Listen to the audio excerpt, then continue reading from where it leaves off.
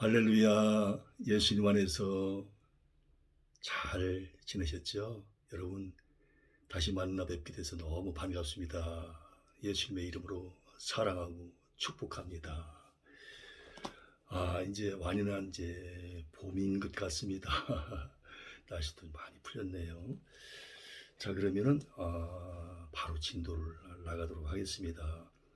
오늘 이제 역대상 20장인데요.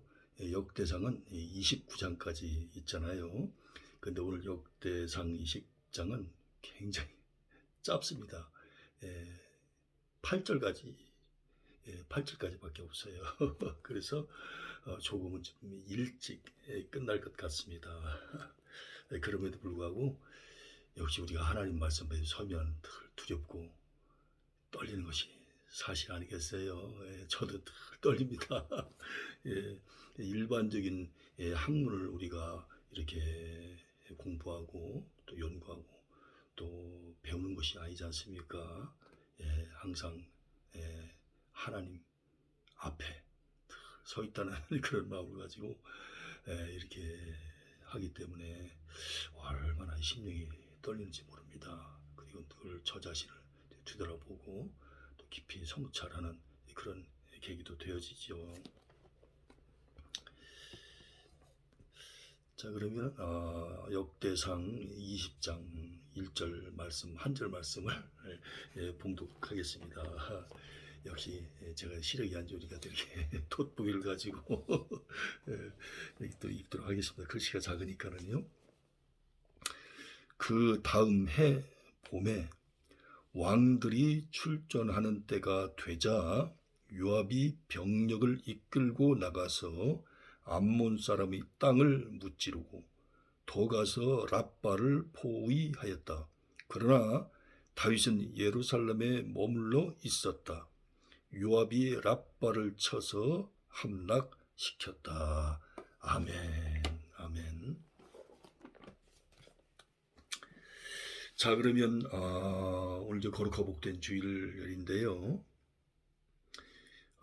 역대상 20장은 제목을 암몬과 블레셋 징벌 그렇게 이제 잡아보았습니다. 세부적으로 말씀을 올리면 1절부터 3절까지는 도망했던 암몬 족속을 다시 쳐들어 가서 정복함. 그리고 이제 4절부터 8절까지는 세 차례에 걸쳐서 즉 3차에 걸쳐 블레셋을 정복함. 이렇게 이제 말씀드릴 수 있습니다. 자, 그러면 이제 본장의 개요를 한번 말씀해 드리도록 하겠습니다. 전체 숲이죠. 본장에는 전장의 전투에서 19장이죠. 전장의 전투에서 도망간 암몬 자손을 다시금 쳐들어가 정복하는 장면이 소개되고 있습니다. 한편 역대기에는 기록되어 있지 않지만 저 유명한 다윗과 밧세바의 사건은 바로 이 전쟁 중에 발생하였습니다. 사무엘상 11장에 나와 있잖아요. 그 내용을 한번 참조하시기 바랍니다. 혼자 이제 전쟁에 나가지 않고 남아 있었던 거예요. 또한 본장에는 세 차례에 걸쳐 블레셋 족속을 징벌한 사건도 소개되어 있습니다. 우리는 본장에서 하나님의 백성을 대적하던 무리들이 차례차례 멸절되어 가는 모습을 보면서 멸자가 없어질 멸자, 절자가 끊을 절자 아니겠습니까? 완전히 사라지게 되는 것이지요. 멸절되어 가는 모습을 보면서 장차 그리스도의 날에, 최후 심판 날이죠. 그리스도의 날에 악인들에게 닥쳐올 심판의 모형을 볼 수 있습니다.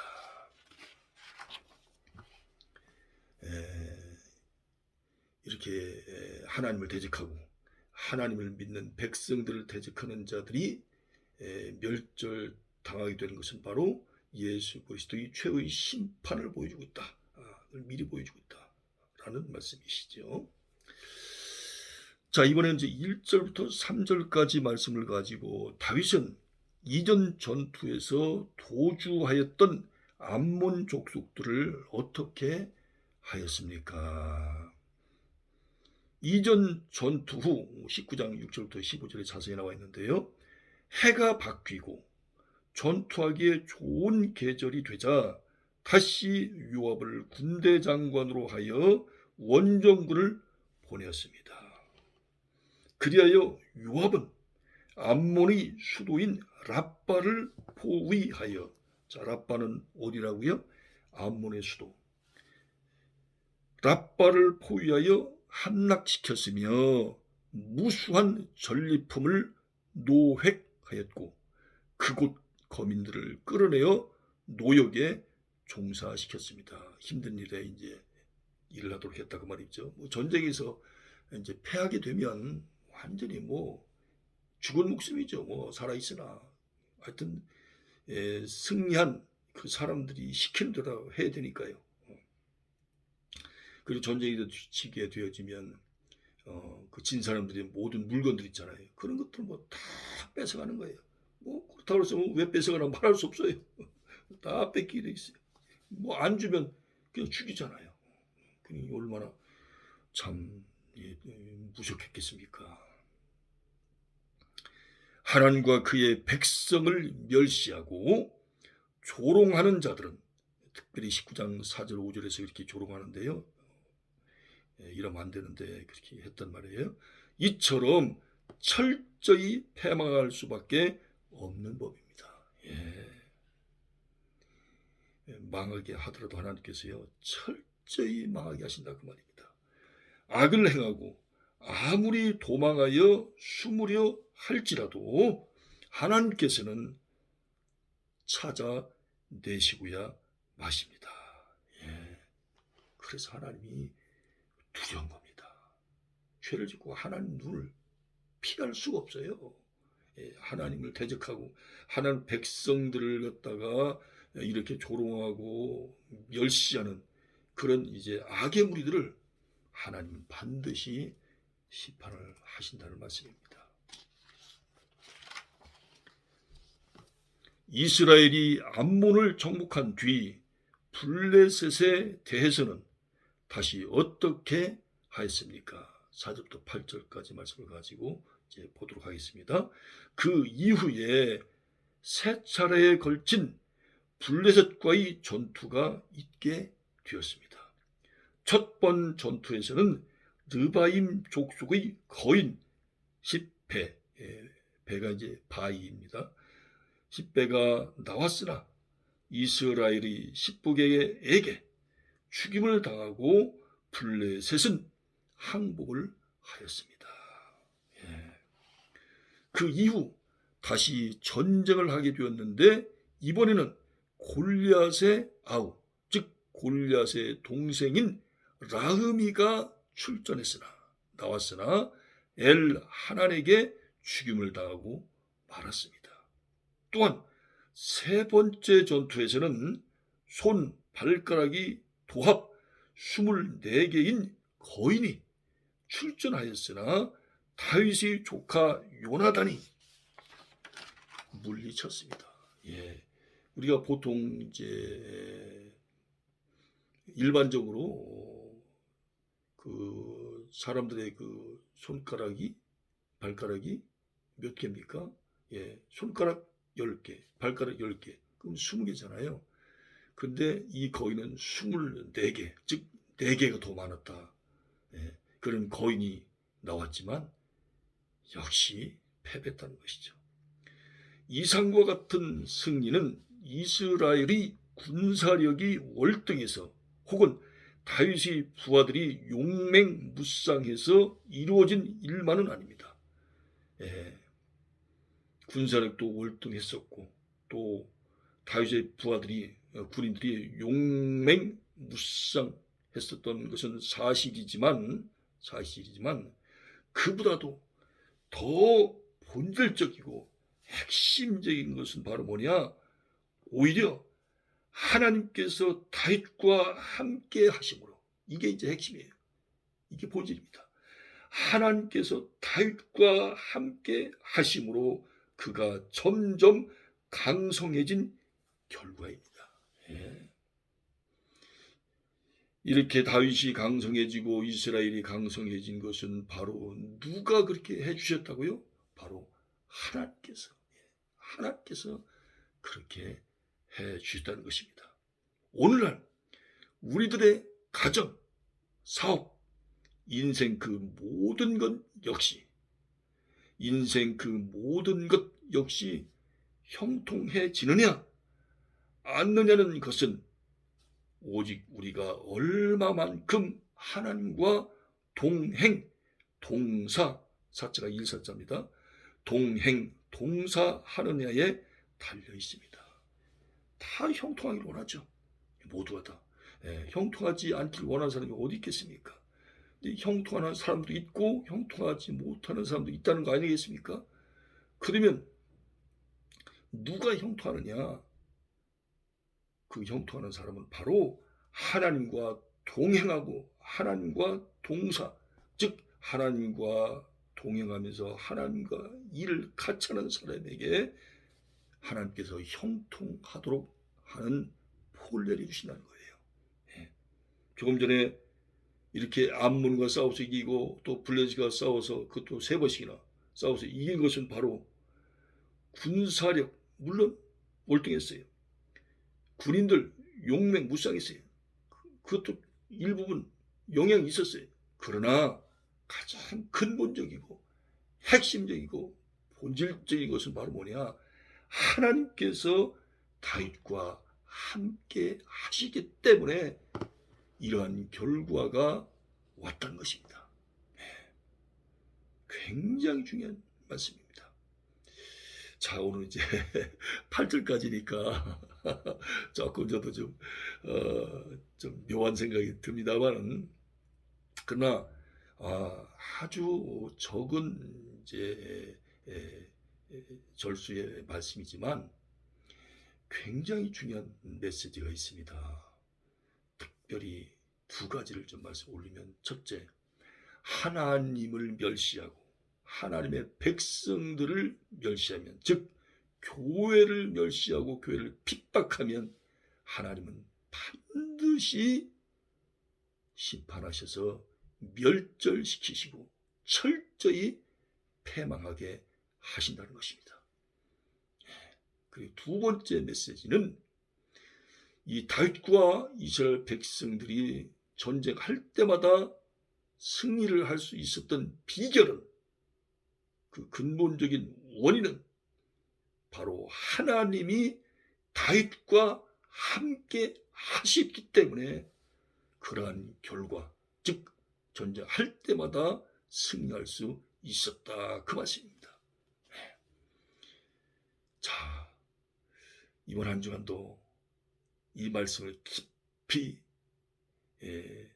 아로새기시면서, 영혼이 깊이 아로새기시면서 우리가 살게 되어진다면 저 여러분들의 인생에 좋은 일이 일어납니다.